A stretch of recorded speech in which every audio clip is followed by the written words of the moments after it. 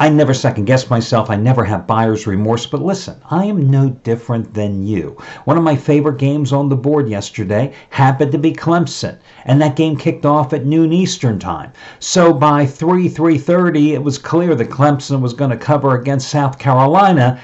But my best bet, the game that I released as a top-rated 15-dime premium play, the game that I was going to go big on, didn't kick off until 7 o'clock Eastern time tonight.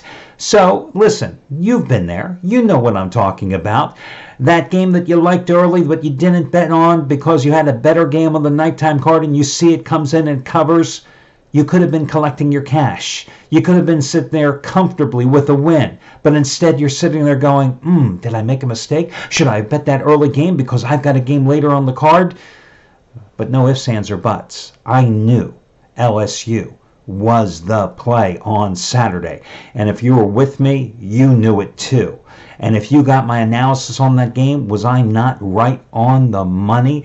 I said that LSU had 2 chips on its shoulder. One, it wanted payback for that 7 overtime 74-72 loss in College Station a year ago, a game that was marred after the fact by that brouhaha at Kyle Field. And 2, LSU wanted to send a message to the College Football Bowl Playoff Committee for dropping it from number 1 to number 2 last week.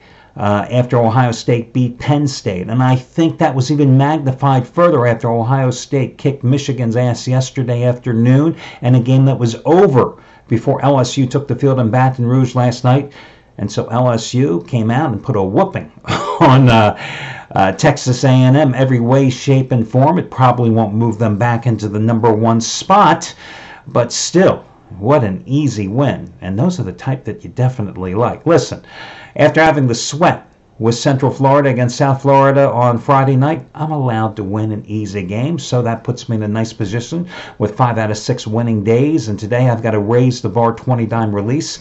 A rare one in the NFL, to be honest with you, as I think the best bet on the board is Baltimore and San Francisco. And you can get it for over half price off, or for half price off by using coupon code RAISE.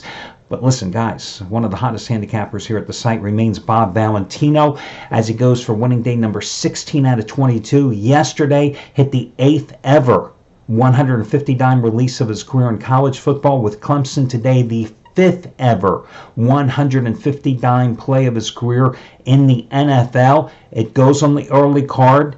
It's a double-digit blowout. You get it for over half price off by using coupon code 150-DIMER, 150-DIMER. The other big hot play today would be Steven D'Angelo, not only going for winning day number 18 out of 22, but since he made his debut at the site, he is 8-0-1 in the NFL. NFL winner number 9 in a row, Kansas City and Oakland. That's over half price off as well. All your other discounts and coupon codes are over on the homepage. Listen, for the complimentary play today, my second favorite play on the board happens to be the Sunday night game. The Patriots and the Texans. New England is a 3-point favorite, and I can see why, because the Patriots haven't exactly been playing scintillating ball here of late, barely getting by Philadelphia and Dallas here the past couple of weeks. There's only a 3-point favorite. I don't think the game's going to be close. I think New England's going to take care of business tonight in Houston against a Texans team that 2 games ago got obliterated at Baltimore. Last time out, got the job done at home against Indianapolis.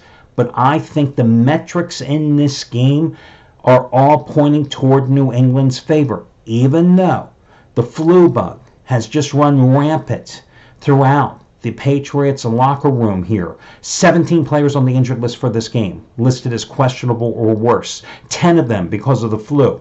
But there's some positive signs here for New England as well.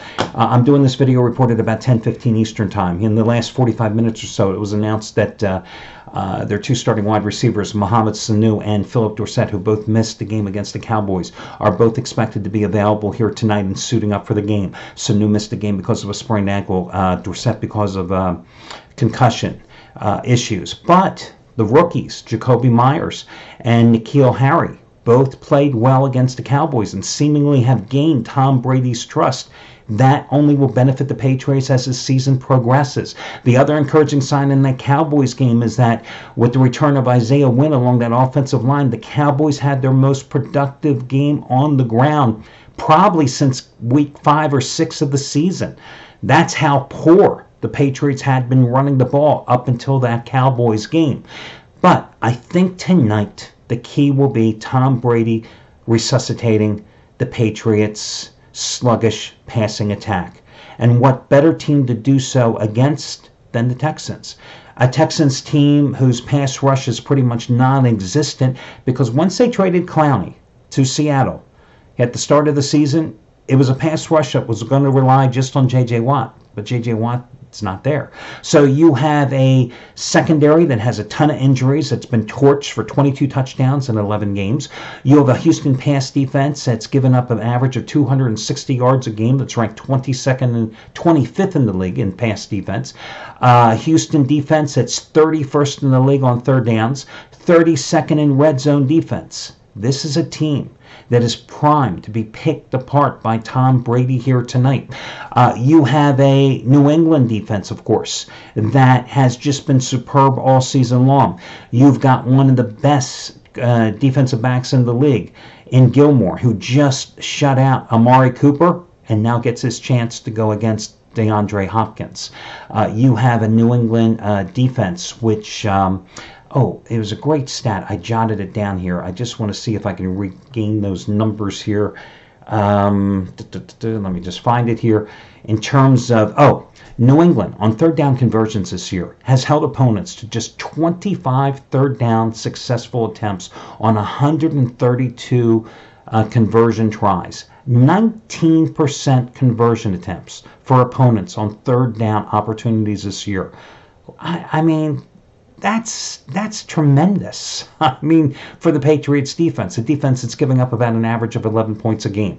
So, even though New England has looked sluggish the past 2 weeks and wins at home against Dallas and Philadelphia, I like New England here tonight, minus the 3 points. I think it's a bargain basement price, and I'm going to go ahead and buy down on that 3-point number, anywhere between 3 and 4.5 points. I'm naturally buying down the half point in that situation. On the early card, I lean a little toward Green Bay to rebound from that horrific performance at San Francisco on the road against New York. I just always have a problem betting against Aaron Rodgers here. The Giants, of course, coming off a 19-14 loss at Chicago, in which the offense was held to just 14 first downs and 243 yards. Giants 1-8 against the spread their last 9 as a home dog.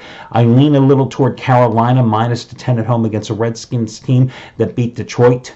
Big deal. I mean, a game in which the Redskins were actually outgained 364-230, but all the turnovers by the Lions gift-wrapped them the victory.